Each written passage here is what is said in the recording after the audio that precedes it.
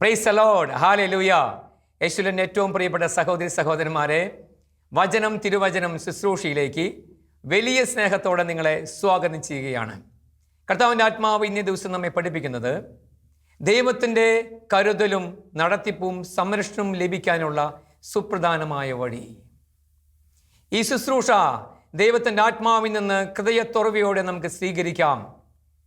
ഈ കാലഘട്ടത്തിൽ ദൈവത്തിൻ്റെ ആത്മാവ് നമ്മളോട് സംസാരിക്കുകയാണ്. കാരണമുണ്ട്, അനേകം ദൈവമക്കൾ ലക്ഷ്യമില്ലാതെ ഇപ്പോൾ സഞ്ചരിച്ചു കൊണ്ടിരിക്കുകയാണ്. അവർ ആത്മീയമായ കാര്യങ്ങൾ വ്യാപൃതരാണ്, പ്രാർത്ഥിക്കുന്നുണ്ട്. വേണ്ട വിധത്തിൽ പലപ്പോഴും അവർ പ്രാർത്ഥനാ സമൂഹങ്ങളിലും വചനം കേൾക്കാനെല്ലാം കടന്നു വരുന്നുണ്ട്. എന്നാൽ ജീവിതത്തിൽ അവർക്ക് മുന്നേറാൻ സാധിക്കുന്നില്ല, ജീവിതത്തിൽ വിജയിക്കാൻ സാധിക്കുന്നില്ല. എന്താണ് ഇതിന് കാരണം? ജീവിത വിജയം എന്ന് പറയുന്നത് എന്താണ്? ജീവിത വിജയം എന്ന് പറയുന്നത് കർത്താവ് നമ്മെ ഈ ലോകത്തിലേക്ക് എന്തിനു വേണ്ടി അയച്ച കർത്താവിന് വേണ്ടി ജ്വലിക്കുന്നതാണ് ജീവിത വിജയം. ആ കർത്താവിൻ്റെ പദ്ധതി തിരിച്ചറിഞ്ഞ് ആ കർത്താവിന് വേണ്ടി നമ്മൾ ഫലം പുറപ്പെടുവിക്കുന്നവരായി മാറുമ്പോഴാണ് നമ്മൾ ജീവിത വിജയത്തിലേക്ക് പ്രവേശിക്കുന്നത്. ഒരു റോസാപ്പൂവ് ലഭിക്കാൻ വേണ്ടിയാണ് ഒരു റോസാ ചെടിയെ നമ്മൾ നടുന്നത്. ആ റോസപ്പൂവ് ലഭിക്കുമ്പോഴാണ് നമ്മൾ സംതൃപ്തരാകുന്നത്. പ്രിയപ്പെട്ടവരെ, ഇപ്രകാരം ദൈവപിതാവ് നമ്മെ നട്ടതിനൊരു ലക്ഷ്യമുണ്ട്. 1 കൊരിന്ത്യർ 7:17 നിങ്ങളുടെ വിളിയും നിയോഗവും അനുസരിച്ച് ജീവിക്കുവിൻ. ഇതാണ് പ്രധാനപ്പെട്ട സന്ദേശം. പ്രിയപ്പെട്ടവരെ, നമ്മുടെ വിളി എന്താണ്? നമ്മുടെ നിയോഗം എന്താണ്? നാം എന്തിനാണ് കർത്താവ് ഈ ലോകത്തേക്ക് അയച്ചിട്ടുള്ളത്? പ്രിയപ്പെട്ട മാതാപിതാക്കളെ, യുവജനങ്ങളെ, യുവതിയുവാക്കളെ, നമ്മെക്കുറിച്ച് കർത്താവിന് വലിയൊരു പദ്ധതി ഉണ്ട്. പ്രിയപ്പെട്ട അഭിഷിക്തരെ, സമർപ്പിതരെ, വ്യക്തിപരമായി നമുക്കൊരു ദൗത്യം കർത്താവ് നൽകിയിട്ടുണ്ട്. ഈ ദൗത്യം തിരിച്ചറിയുന്ന വ്യക്തികൾക്കാണ് ജീവിത വിജയം, കർത്താവിൻ്റെ ആത്മാവിൻ്റെ ആനന്ദം ലഭിക്കുന്നത്. ഇന്ന് അനേകം വ്യക്തികൾ വലിയ ശൂന്യതയിലൂടെ കടന്നു പോവുകയാണ്. അവർക്ക് ധാരാളം സമ്പത്തുണ്ട്, ആരോഗ്യമുണ്ട്, അവർ വലിയ പാശ്ചാത്യ രാജ്യങ്ങളിലായിരിക്കാം, സമ്പന്ന രാജ്യങ്ങളിലാണ്. എവിടെയെല്ലാമായിട്ടും അവർക്ക് സംതൃപ്തി ലഭിക്കുന്നില്ല. എന്താണ് കാരണം? അവരെക്കുറിച്ചുള്ള ദൈവത്തിൻ്റെ പദ്ധതി തിരിച്ചറിയാൻ അവർക്ക് സാധിച്ചിട്ടില്ല. നമ്മൾ ഓർക്കുക പ്രിയപ്പെട്ടവരെ, നമ്മൾ ഒരു റെയിൽവേ ട്രാക്കിലൂടെ പോകുക. അവിടെ ട്രെയിൻ ഓടിക്കൊണ്ടിരിക്കുകയാണ്. ഈ ട്രാക്കിലൂടെ ഓടുന്ന ട്രെയിനാണ് ഫാസ്റ്റായിട്ട് മൂവ് ചെയ്യാൻ പറ്റുന്നത്. ട്രെയിൻ എത്ര നന്നായാലും ആ ട്രാക്കിൽ നിന്ന് മാറിയാൽ ആ ട്രെയിൻ മൂവ് ചെയ്യാൻ സാധിക്കുമോ? ഇപ്രകാരം അനേകം വ്യക്തികൾക്കെല്ലാം ഉണ്ട്, എന്നാൽ മൂവ് ചെയ്യാൻ പറ്റുന്നില്ല. കാരണം ട്രാക്കിലല്ല. ദൈവിക പദ്ധതിയുടെ ട്രാക്കിൽ നിന്ന് ആ വ്യക്തി മാറി നടക്കുകയാണ്. അതുകൊണ്ട് എന്താണ് സംഭവിക്കുന്നത്? എന്നും ദുഃഖവും നിരാശയുമാണ്. ഇത് തന്നെയാണ് പത്രോസ് നമ്മെ പഠിപ്പിക്കുന്നത്. 2 പത്രോസ് 1:10 വചന ഇപ്രകാരം പറയുന്നു: ആകയാൽ സഹോദരരെ, നിങ്ങളുടെ വിളിയും തെരഞ്ഞെടുപ്പും ഉറപ്പിക്കുന്നതിൽ നിങ്ങൾ ഉത്സാഹമുള്ളവരായിരിക്കുവിൻ. ഇപ്രകാരം ചെയ്താൽ നിങ്ങൾ ഒരിക്കലും വീണു പോകുകയില്ല. പ്രിയപ്പെട്ടവരെ, നമ്മൾ വീഴാൻ എന്താണ് കാരണം? കാരണമുണ്ട്. നമ്മുടെ ദൗത്യം എന്താണെന്ന് നമുക്ക് തിരിച്ചറിയാൻ സാധിച്ചിട്ടില്ല. കർത്താവ് നമ്മെ ഒരു പ്രത്യേക ദൗത്യമായിട്ട് ഈ ലോകത്തേക്ക് അയച്ചിട്ടുണ്ട്. ആ ദൗത്യം തിരിച്ചറിയുക എന്നുള്ളതാണ് ഈ ലോകത്തിലെ ഏറ്റവും പ്രധാനപ്പെട്ട അറിവ്. ഇത് ദൈവത്തിൻ്റെ ആത്മാവാണ് നൽകുന്നത്. ഈ ആത്മാവിൻ്റെ ശബ്ദം കേൾക്കുവാൻ പ്രിയപ്പെട്ട സഹോദര സഹോദരി, നീ സമയം കൊടുക്കുന്നുണ്ടോ? അപ്പോൾ ഒരു ശബ്ദം നിനക്ക് കേൾക്കാം. എന്താണ്? യേശയ്യാ പ്രവാചകന്റെ പുസ്തകം 30:21 നീ ഇടത്തോട്ടോ വലത്തോട്ടോ തിരിയുമ്പോൾ നിന്റെ ചെവിയിൽ പിന്നിൽ നിന്നൊരു ശബ്ദം കേൾക്കും, ഇതിലെ പോകുക, ഇതാണ് വഴി. പ്രിയപ്പെട്ടവരെ, ആ വഴിയിൽ പോകുന്നവർക്ക് ഇടർച്ചയുണ്ടായിരിക്കുകയില്ല. പരിശുദ്ധ അമ്മയാകാൻ എന്താണ് കാരണം? തൻ്റെ വിളി സ്വീകരിക്കുകയാണ്, തൻ്റെ ദൗത്യം സ്വീകരിച്ചു. നിങ്ങൾ ഓർക്കുക, പരിശുദ്ധ അമ്മയെ ദൈവപിതാവ് സ്വർഗത്തിൻ്റെയും ഭൂമിയുടെയും രാജ്ഞിയായി ത്രിയേക ദൈവം ഉയർത്തുകയാണ്. എന്താണ് കാരണം? പരിശുദ്ധ അമ്മ തൻ്റെ ദൗത്യം തിരിച്ചറിഞ്ഞു, തൻ്റെ വിളി തിരിച്ചറിഞ്ഞു. അതിലേക്ക് ഇതാ ഒരു സ്റ്റെപ്പ് വയ്ക്കുകയാണ്. പരിശുദ്ധ അമ്മയെ സ്വർഗം ഉയർത്തുകയാണ്. പ്രിയപ്പെട്ടവരെ, പിന്നീട് പരിശുദ്ധ അമ്മയുടെ പ്രാർത്ഥനയ്ക്ക് വലിയ ശക്തിയുണ്ട്. നമ്മൾ ഓരോരുത്തരും പരിശുദ്ധ അമ്മയുടെ മധ്യസ്ഥം തേടിക്കൊണ്ടിരിക്കുന്നു. എന്താണ് കാരണം? പരിശുദ്ധ അമ്മ ഇത് ദൈവത്തിൻ്റെ ട്രാക്കിലാണ്, ദൈവത്തിൻ്റെ പദ്ധതിയിൽ നിന്നാണ്. അതുകൊണ്ട് പരിശുദ്ധ അമ്മയ്ക്ക് വലിയ വിലയുണ്ട്. പ്രിയപ്പെട്ട സഹോദരി സഹോദരന്മാരെ, ദൈവത്തിൻ്റെ പദ്ധതി സ്വീകരിക്കുന്നവർക്ക് വലിയ വിലയുണ്ട്. അവർ പ്രഷ്യസ് ആണ് കർത്താവിന് മുമ്പിൽ. ഞാനൊരു വചനഭാഗത്തേക്ക് നിങ്ങളെ കൂട്ടിക്കൊണ്ടു പോവുകയാണ്. ജെറമ്യാ പ്രവാചകന്റെ പുസ്തകം 29-11 നമുക്ക് എല്ലാവർക്കും സുപരിചിതമായ വചനമാണ്. വചനം പറയുന്നു, എനിക്ക് നിങ്ങളെക്കുറിച്ചൊരു പദ്ധതിയുണ്ട്. അത് നിങ്ങളുടെ നാശത്തിനുള്ള പദ്ധതിയല്ല, ക്ഷേമത്തിനുള്ള പദ്ധതിയാണ്. നിങ്ങൾക്ക് ശുഭമായ ഭാവിയും പ്രത്യാശ നൽകുന്ന പദ്ധതി. എത്ര മനോഹരമായ വചനം! ഈ വചനം വെച്ച് നമ്മൾ ധ്യാനിക്കാറുണ്ട്, പ്രാർത്ഥിക്കാറുണ്ട്, നമ്മുടെ ആവശ്യങ്ങൾക്ക് വേണ്ടി പ്രാർത്ഥിക്കാറുണ്ട്. പക്ഷേ ഇതിലൊരു രഹസ്യം കെടുക്കുന്നുണ്ട് പ്രിയപ്പെട്ടവരെ. കർത്താവ് പറയുന്നു, ഈ ലോകത്തിലുള്ള 800 കോടി ജനങ്ങളെക്കുറിച്ചും ദുർബലരെക്കുറിച്ച്, വേദനിക്കുന്നവരെക്കുറിച്ച്, രോഗികളെക്കുറിച്ച്, യുവജനങ്ങളെക്കുറിച്ച്, യുവാക്കളെക്കുറിച്ച്, സഭാമക്കളെക്കുറിച്ച്, വിജാതിയെക്കുറിച്ച് എല്ലാം ദൈവത്തിന് ഗോൾഡൻ പദ്ധതിയുണ്ട്. ആ പദ്ധതി നമ്മൾ തിരിച്ചറിയാനുള്ളൊരു ശ്രമം നമ്മൾ നടത്തിക്കഴിഞ്ഞാൽ എന്താണ് സംഭവിക്കുക? കർത്താവ് പറയാണ്, അടുത്ത വചനം ശ്രദ്ധിക്കുക. 29:12 ജെറമ്യാ, അവിടെ വചനം പറയുന്നു, അപ്പോൾ നിങ്ങൾ എൻ്റെ അടുക്കൽ വന്ന് പ്രാർത്ഥിക്കും. അപ്പോൾ നിങ്ങൾ എൻ്റെ അടുക്കലേക്ക് വരും, ഞാൻ നിങ്ങളുടെ പ്രാർത്ഥന കേൾക്കും. അപ്പോൾ നിങ്ങൾ എൻ്റെ അടുക്കലേക്ക് കടന്നു വരും. പ്രിയപ്പെട്ടവരെ, എപ്പോഴാണ് യഥാർത്ഥത്തിൽ കർത്താവ് നമ്മുടെ പ്രാർത്ഥന കേൾക്കുന്നത്? എപ്പോൾ നമ്മൾ ദൈവിക പദ്ധതി തിരിച്ചറിഞ്ഞ് നമ്മൾ ആ പദ്ധതിയിലേക്ക് പ്രവേശിച്ചിട്ട് പ്രാർത്ഥിക്കാൻ തുടങ്ങുമ്പോൾ സ്വർഗം തുറക്കപ്പെടും. നമ്മെക്കുറിച്ച് കർത്താവിനുള്ള പദ്ധതി കർത്താവിന് മനസ്സിലുണ്ട്. അത് സ്വീകരിക്കാനാണ് നമ്മൾ യഥാർത്ഥത്തിൽ പ്രാർത്ഥിക്കേണ്ടത്. അവിടെ സ്വർഗം തുറക്കപ്പെടും പ്രിയപ്പെട്ടവരെ. അവിടെ അത്ഭുതങ്ങൾ സംഭവിക്കുക തന്നെ ചെയ്യും. യോനാ പ്രവാചകന്റെ പുസ്തകത്തിലേക്ക് ദൈവത്തിന്റെ ആത്മാവ് നമ്മെ ഇന്ന് കൂട്ടിക്കൊണ്ടുപോവുകയാണ്. യോനാ പ്രവാചകനോട് കർത്താവ് പറഞ്ഞു, മോനെ യോനാ, നീ നിനവേ മഹാനഗരത്തിൽ ചെന്ന് അവിടെയുള്ള ദുഷ്പ്രവർത്തികളെ പ്രതി അവരോട് വിളിച്ചു പറയുക. പ്രിയപ്പെട്ടവരെ, ഇതാ യോനാ പ്രവാചകന് കർത്താവ് ഒരു ദൗത്യം കൊടുക്കുകയാണ്. ഈ ദൗത്യം യോന സ്വീകരിച്ചാൽ മാത്രം മതി, അവൻ സംരക്ഷിക്കപ്പെടും. എന്നാൽ യോന ഭയപ്പെടുകയാണ്. സഹോദരന്മാരെ, നമ്മൾ ഭയപ്പെടരുത്. കർത്താവ് നമ്മെ ഒരു ദൗത്യം ഏൽപ്പിക്കുന്നുണ്ടെങ്കിൽ നമ്മുടെ കഴിവ് കണ്ടിട്ടല്ല, നമ്മുടെ യോഗ്യത നോക്കിയിട്ടല്ല. കർത്താവ് നമ്മെ തിരഞ്ഞെടുത്തിട്ടുണ്ടെങ്കിൽ പ്രിയപ്പെട്ടവരെ, കർത്താവ് നമ്മെ അഭിഷേകം ചെയ്തിട്ടുണ്ട്. നമ്മുടെ ദൗത്യത്തിനായി, കർത്താവിൻ്റെ ദൗത്യത്തിനായി നമ്മൾ അഭിഷേകം ചെയ്തതിന് ശേഷമാണ് നമ്മൾ ദൗത്യത്തിലേക്ക് പ്രവേശിക്കപ്പെടുന്നത്. ആദ്യം നമ്മൾ എന്താണ് ചെയ്യേണ്ടത്? നമ്മളത് സ്വീകരിക്കുക. എന്നാൽ യോന അത് സ്വീകരിച്ചിട്ടില്ല. യോനയുടെ ജീവിതത്തിൽ സംഭവിച്ച അതേ പ്രതിസന്ധികൾ ഇന്ന് അനേകം കുടുംബങ്ങളിൽ സംഭവിച്ചു കൊണ്ടിരിക്കുകയാണ്. അനേകം കുടുംബങ്ങൾ ഇന്നൊരു കൊടുങ്കാറ്റിൽപ്പെട്ടിരിക്കുകയാണ്. എല്ലാം ഉണ്ട് എന്ന ഒന്നുമില്ലാത്തൊരവസ്ഥ. എന്നും വീട്ടിൽ വഴക്കാണ്, വിദ്വേഷമാണ്, കൊടുങ്കാറ്റാണ്, കാറ്റും കോളുമാണ്. ഒരു ദിവസം പോലും ഉറങ്ങാൻ സാധിക്കാത്ത വ്യക്തികളുണ്ട്. ഒരു ദിവസം പോലും പൊട്ടിക്കരയാതെ ഉറങ്ങാൻ സാധിക്കാത്ത വ്യക്തികൾ ഇന്ന് ലോകത്തിലുണ്ട്. അനേകം സഭാമക്കൾ അപ്രകാരമുണ്ട്. സ്വീകരിക്കുക. ദൈവത്തിൻ്റെ ആത്മാവ് നമ്മളോട് ഇന്ന് സംസാരിക്കുകയാണ്. യോന പ്രവാചകന്റെ ജീവിതത്തിൽ എന്താണ് സംഭവിച്ചത്? യോന പദ്ധതിയിൽ നിന്ന് മാറിപ്പോയി, ട്രാക്കിൽ നിന്ന് മാറിപ്പോയി. അവൻ എവിടേക്കാണ് പോകുന്നത്? താർശീഷിലേക്ക്. അവൻ ചിന്തിച്ചു, ദൈവ സാന്നിധ്യം വിട്ട് ദൈവത്തിൽ നിന്ന് മറയ്ക്കാം, ദൈവത്തിൽ നിന്ന് മറയാം. സാധ്യമല്ല. ലോകത്തിന്റെ 800 കോടി ജനങ്ങളുടെ മേലും ദൈവത്തിന്റെ കണ്ണുകളുണ്ട്. പാപം ചെയ്ത് എവിടെയെങ്കിലും പോയി മറയാം എന്ന് പ്രിയപ്പെട്ടവരെ നമ്മൾ ചിന്തിക്കരുത്. ദൈവത്തിന്റെ കണ്ണുകൾ 10,000 സൂര്യനേക്കാളും പ്രകാശമുള്ളതാണ്. പ്രഭാഷണം 18:22 മുതലുള്ള വാക്യങ്ങൾ കർത്താവ് നമ്മെ പഠിപ്പിക്കുന്നു. പ്രിയപ്പെട്ടവരെ, കർത്താവിൻ്റെ കണ്ണുകൾ അത് 10,000 സൂര്യനേക്കാൾ ശോഭയുള്ളതാണ്.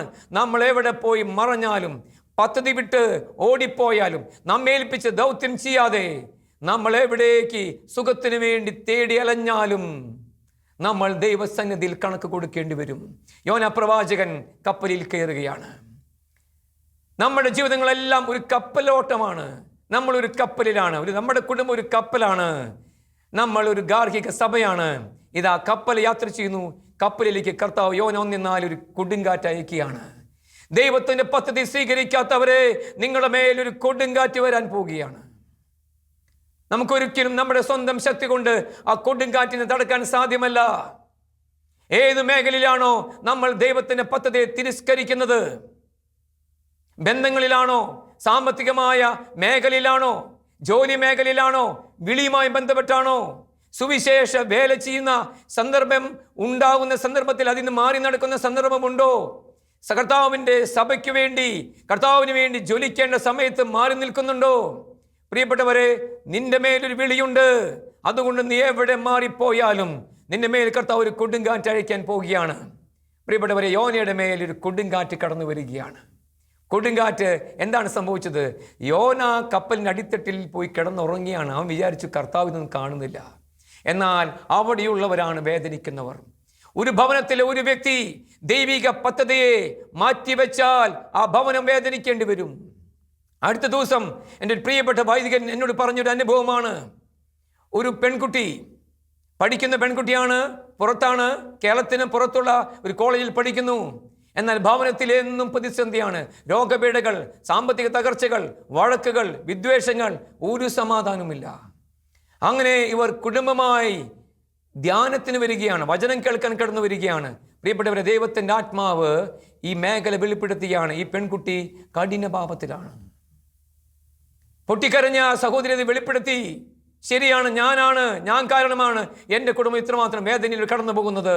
പ്രിയപ്പെട്ടവരെ, യോന പ്രവാചകൻ ആ വ്യക്തി കാരണം ആ കപ്പലിലുള്ള സകലരും വേദനയോടെ കടന്നു പോവുകയാണ്, കൊടുങ്കാറ്റിൽ പെടുകയാണ്. അവരുടെ ചരക്കുകളെല്ലാം അവർ വലിച്ചെറിയുകയാണ്, കാരണം അവർക്ക് ജീവൻ രക്ഷിക്കാൻ പറ്റുന്നില്ല. അങ്ങനെ ഇതാ കപ്പിത്താൻ വന്ന് യോന പ്രവാചകനോട് ചോദിക്കുകയാണ്, യോന, നീ ഇവിടെ കിടന്നുറങ്ങുകയാണോ?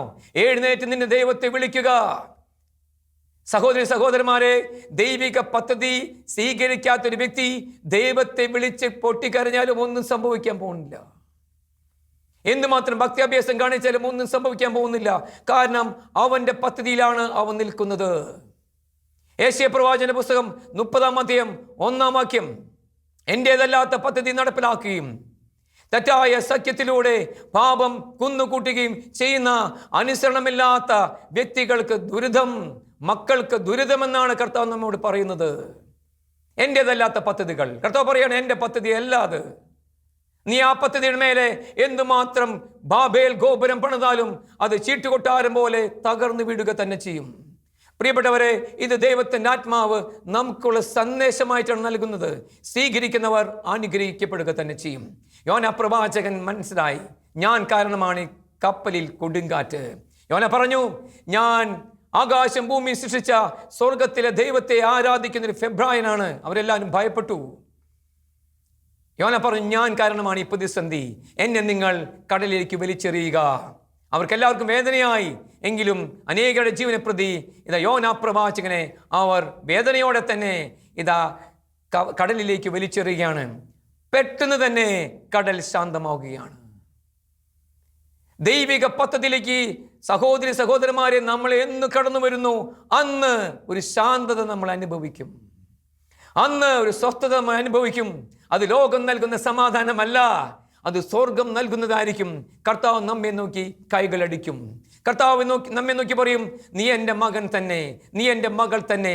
പിന്നീട് കർത്താവ് നമ്മെ നയിക്കുന്നത് ലോകത്തിൽ മറ്റുള്ള വ്യക്തികൾ അല്ലെങ്കിൽ ലോകത്തിൻ്റെ ശക്തി നമ്മെ നയിക്കുന്നത് പോലെയല്ല, അതൊരു സ്പെഷ്യലായിരിക്കും. പ്രിയപ്പെട്ടവരെ, അവർ ലോകത്തിന് മേൽ അധികാരമുള്ളവരായിരിക്കും. അവരെ കർത്താവ് നയിക്കുന്നത് ഒരു സ്പെഷ്യൽ ആയിരിക്കും. ലോകത്തിൻ്റെ ഉന്നതങ്ങളിലൂടെ കർത്താവ് അവരെ സവാരി ചെയ്യിപ്പിക്കും. യേശയ്യാ 58:14. പ്രിയപ്പെട്ടവരെ, യോന എന്താണ് ചെയ്തത്?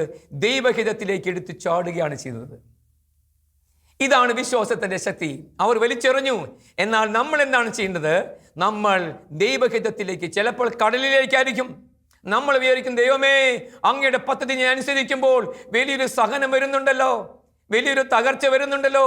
ഭയപ്പെട്ടു പോകരുത്. നമ്മൾ ചാടുന്നത് ദൈവത്തിന്റെ ഉള്ളം കൈയിലേക്കാണ്. നമ്മൾ ഭയപ്പെട്ടു പോകരുത്. ലോകത്തിന്റെ വ്യക്തികൾ, മനുഷ്യന്മാർ പറയും, ദൈവത്തെ അനുസരിക്കരുത്, ദൈവത്തിന്റെ പദ്ധതി പിന്നാലെ പോയാൽ നിനക്കൊന്നും ലഭിക്കില്ല, നീ ലോകത്തിന്റെ വഴിയിൽ പോകണം, നീ സമ്പന്നനാകണോ, ലോകത്തിന്റെ ചിന്തകളിലൂടെ നീ മുന്നോട്ട് പോകണം, നിനക്ക് സുഖം വേണോ, നീ ലോകത്തിന്റെ പാപത്തിന്റെ പിന്നാലെ പോകണം. ഇത് പിശാചിന്റെ വാക്കുകളാണ്. എന്നാൽ ദൈവം പറയുന്നു, പൊന്നുമകനെ, നീ എൻ്റെ പദ്ധതിയിലേക്ക് എടുത്ത് ചാടുക, നിന്നെ ഞാൻ സംരക്ഷിച്ചു കൊള്ളാം. ഇത് സ്വീകരിക്കുവാൻ കർത്താവ് അനേക മക്കളുടെ ഹൃദയങ്ങൾ തുറക്കട്ടെ എന്നാണ് ഞാനിപ്പോൾ പ്രാർത്ഥിക്കുന്നത്. പാതുവായിലെ വിശുദ്ധ അന്തോണീസിനെ കുറിച്ച് നമുക്കെല്ലാവർക്കും വലിയ അഭിമാനമാണ്. ഇന്നും പാതുവായിലെ വിശുദ്ധ അന്തോണീസ് സ്വർഗത്തിലിരുന്ന് അനേകം മക്കളുടെ ജീവിതത്തിൽ ഇടപെട്ടുകൊണ്ടിരിക്കുകയാണ്. എൻ്റെയും ഏറ്റവും ഇഷ്ടപ്പെട്ട വിശുദ്ധനാണ് വിശുദ്ധ അന്തോണീസ്. അന്തോണീസിന്റെ ജീവിതത്തിൽ ഒരു പ്രധാനപ്പെട്ട സംഭവമുണ്ട്. അന്തോണീസിനെ അന്തോണീസാക്കി മാറ്റിയ സംഭവം നമുക്കെല്ലാവർക്കും അറിയാം.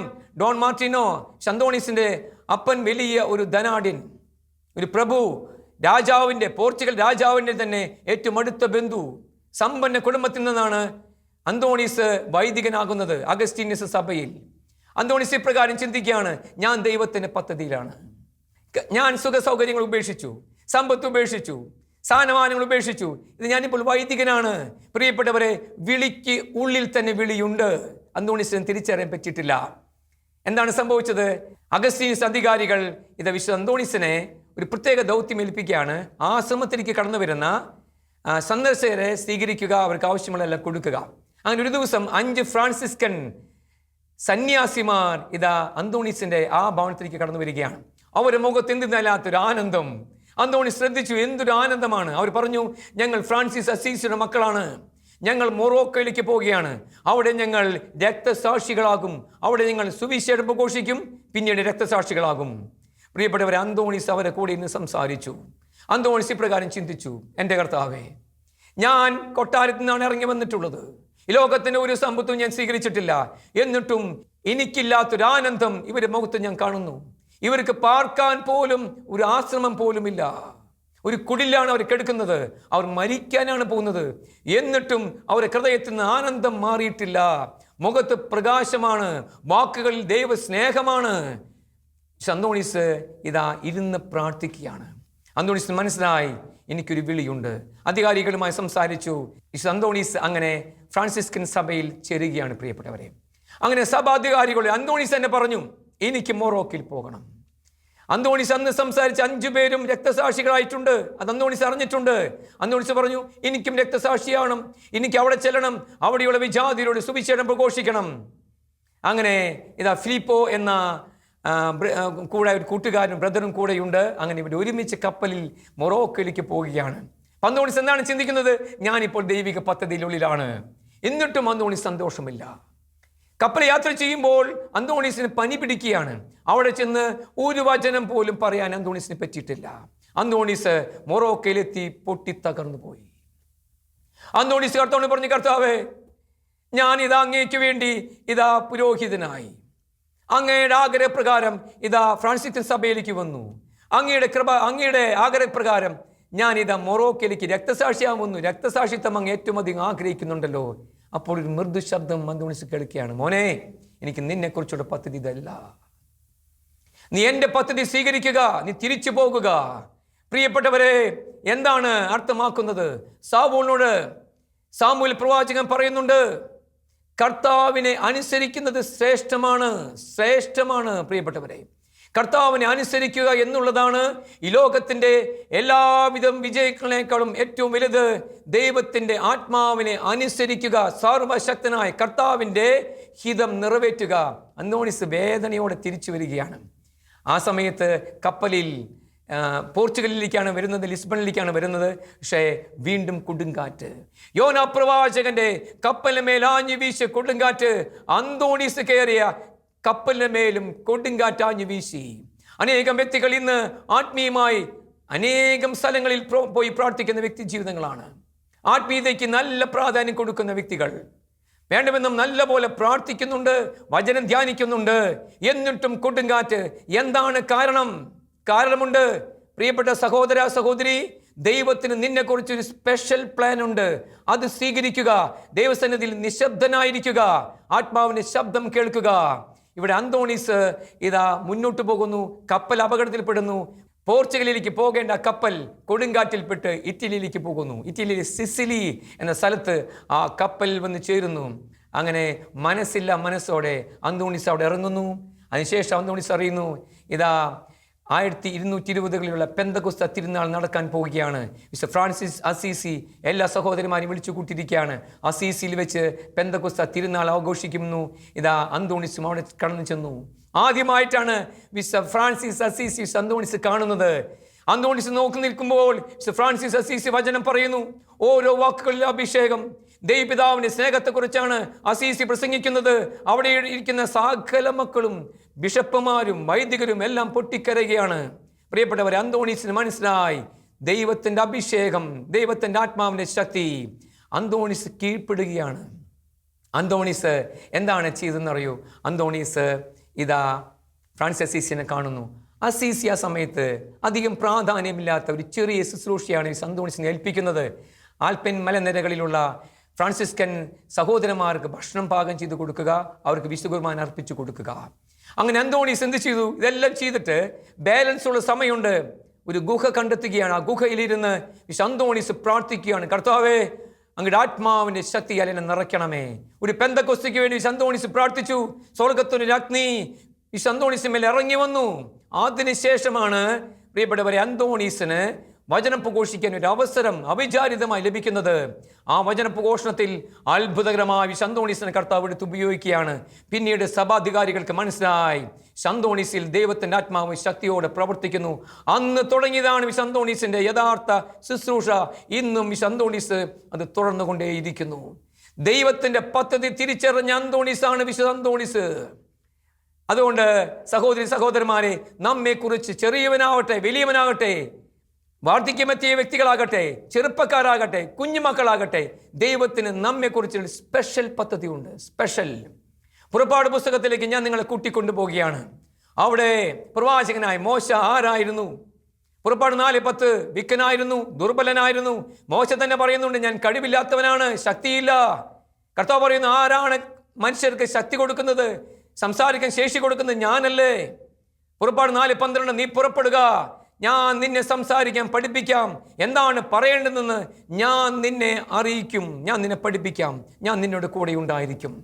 ദുർബലനായ മോശ ഫറവോന്റെ മുമ്പിൽ നിൽക്കുകയാണ്. 10ഓളം മഹാമാരികൾ ദൈവമായ കർത്താവ് മോശ പ്രവാചകനോട് ഈജിപ്തിൽ ചെയ്തു. ആരുടെ മുമ്പിലാണ് നിൽക്കുന്നത്? ആ കാലഘട്ടത്തിൽ ഏറ്റവും ശക്തനായ രാജാവായ ഫറവോന്റെ മുമ്പിലാണ് മോശ നിൽക്കുന്നത്. സൈന്യബലത്താലല്ല, കരബലത്താലല്ല, തന്റെ ആത്മാവിന്റെ ശക്തിയാൽ അത്രേ മോശ നിൽക്കുന്നത്. ആത്മാവിന്റെ ശക്തിയാൽ. ഫറവോ നിൽക്കുന്നത് ശാരീരിക ശക്തിയാൽ, ജഡത്തിന്റെ ശക്തിയാൽ. ഫറവോയ്ക്ക് ഒരു കൽപ്പന കൊടുത്താൽ മതി, 100 കണക്കിന് പട്ടാളക്കാർ ചുറ്റും നിൽക്കുന്നുണ്ട്. മോശയുടെ തല കാണില്ല. എന്നാൽ മോശയ്ക്ക് ഒന്നും സംഭവിച്ചിട്ടില്ല. മോശയെക്കുറിച്ച് വചനം പറയുന്നു, നിയമാവർത്തനം 34:7, മോശ മരിക്കുമ്പോൾ മോശയ്ക്ക് 120 വയസ്സുണ്ട്.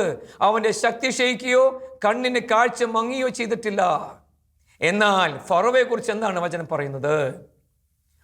ഫറവോ ലോകത്തിനു മുമ്പിൽ ശക്തൻ, എന്നാൽ ദൈവത്തിനു മുമ്പിൽ ഒന്നുമല്ല. ദൈവത്തിന്റെ വിളി സ്വീകരിച്ച മോശയെ ഒന്ന് തൊടാൻ പോലും അവന് സാധിച്ചിട്ടില്ല. കാരണം മോശ വിളി സ്വീകരിച്ചു. ഫറവോയ്ക്ക് എന്താണ് സംഭവിച്ചത്? പുറപ്പാട് 14-ാം അധ്യായം വായിക്കുക. ചെങ്കടലിൽ അവനും സൈന്യവും മുങ്ങിത്താന്നു. ഇതാണ് ലോകത്തിന്റെ വ്യക്തികൾക്ക് സംഭവിക്കാൻ പോകുന്നത്. ദൈവശക്തി കുറഞ്ഞു പോയിട്ടില്ല. ദൈവത്തിന്റെ പദ്ധതിയിൽ നിൽക്കുന്ന ഒരു വ്യക്തിയെ സംരക്ഷിക്കണം. എങ്ങനെ സംരക്ഷിക്കണമെന്ന് കർത്താവിനറിയാം. ഞാനൊരു കുടുംബത്തെ നിങ്ങളെ പരിചയപ്പെടുത്തുകയാണ്. തൃശ്ശൂർ രൂപതയിലെ കാഞ്ഞാണി ഇടവകയിലെ ഫ്രാൻസിസ് കരോളിൻ ദമ്പതികൾ. വളരെ പാവപ്പെട്ട ഒരു കുടുംബം. അങ്ങനെ കരോളിൻ ഗർഭിണിയാവുകയാണ്. കുറച്ച് ദിവസങ്ങൾ, മാസങ്ങൾ കഴിഞ്ഞപ്പോഴാണ്, 3 മാസം കഴിഞ്ഞപ്പോഴാണ് അറിയുന്നത് ശാരീരികമായ അസ്വസ്ഥത. ഇതങ്ങനെ ഹോസ്പിറ്റലിൽ കൊണ്ടുപോയി ടെസ്റ്റ് നടത്തിയപ്പോൾ മാരകമായ ഞരമ്പുകളെ തളർത്തുന്ന ഗില്ലൻബാരി സിൻഡ്രോം എന്ന ഒരു രോഗപീഠയാണ്. ഈ കുടുംബം തകർന്നു പോയി. പ്രിയപ്പെട്ടവരെ, ഡോക്ടേഴ്സ് പറഞ്ഞു 1.5 ലക്ഷം രൂപ വരെ വില വരുന്ന 4 ഇഞ്ചക്ഷൻ അത് വിദേശത്ത് നിന്ന് കൊണ്ടുവരണം. അത് ഈ സഹോദരിക്ക് ചെയ്താൽ മാത്രമേ രക്ഷപ്പെടുകയുള്ളൂ. പക്ഷേ ഒരു കാര്യമുണ്ട്, ആ ഇഞ്ചക്ഷൻ ചെയ്തു കഴിഞ്ഞാൽ ഈ കുഞ്ഞ് മരിച്ചു പോകും. ഇവർ ഇപ്രകാരം ആ ഡോക്ടേഴ്സിന് മുഖത്ത് നോക്കി പറഞ്ഞു, കുഞ്ഞിനെ മരിക്കുവാൻ, കുഞ്ഞിനെ അബോർഷൻ ചെയ്യുവാൻ ഞങ്ങൾ സമ്മതിക്കുകയില്ല. ഞാൻ മരിച്ചാലും എനിക്ക് കുഴപ്പമില്ല. കരോളിൻ പറഞ്ഞു, ഞാൻ മരിച്ചാലും എനിക്ക് കുഴപ്പമില്ല, ആ കുഞ്ഞിനൊന്നും സംഭവിക്കരുത്, ഞാൻ ഈ ഇഞ്ചക്ഷൻ സ്വീകരിക്കുകയില്ല. ഫ്രാൻസിസ് എന്ന സഹോദരൻ, ഭർത്താവ് കൂടെ നിന്നു. ജീവിത പങ്കാളി, പ്രത്യേകിച്ച് ഫ്രാൻസിസിന്റെ അമ്മ കൂടെ നിന്നു. അവർ ഒരുമിച്ച് പ്രാർത്ഥിക്കാൻ തുടങ്ങി. അവർ ഹോസ്പിറ്റലിൽ തിരിച്ചു വന്നു. ഒരു മരുന്ന് സ്വീകരിച്ചിട്ടില്ല. ഒരു ധ്യാനത്തിന് പോയി.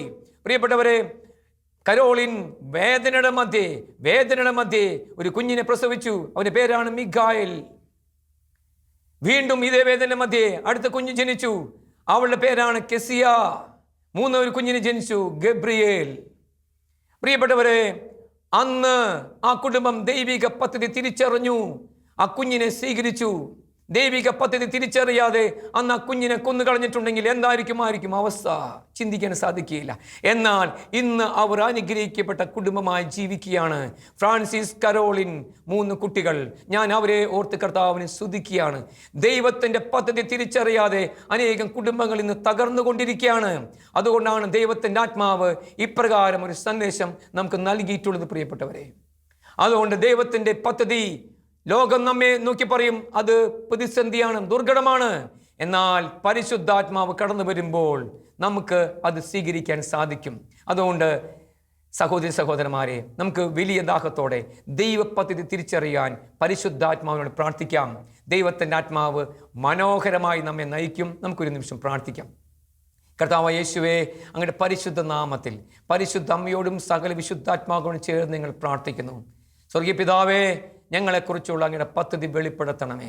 ഞങ്ങളുടെ ഭവനത്തെക്കുറിച്ച്, ഞങ്ങളുടെ മക്കളെക്കുറിച്ചുള്ള പദ്ധതി വെളിപ്പെടുത്തണമേ. അങ്ങയുടെ പദ്ധതി സ്വീകരിക്കാനുള്ള പരിശുദ്ധാത്മന്റെ അഭിഷേകം നൽകണമെന്ന് യേശുനാമത്തിൽ ഞങ്ങൾ പ്രാർത്ഥിക്കുന്നു. ആമേൻ.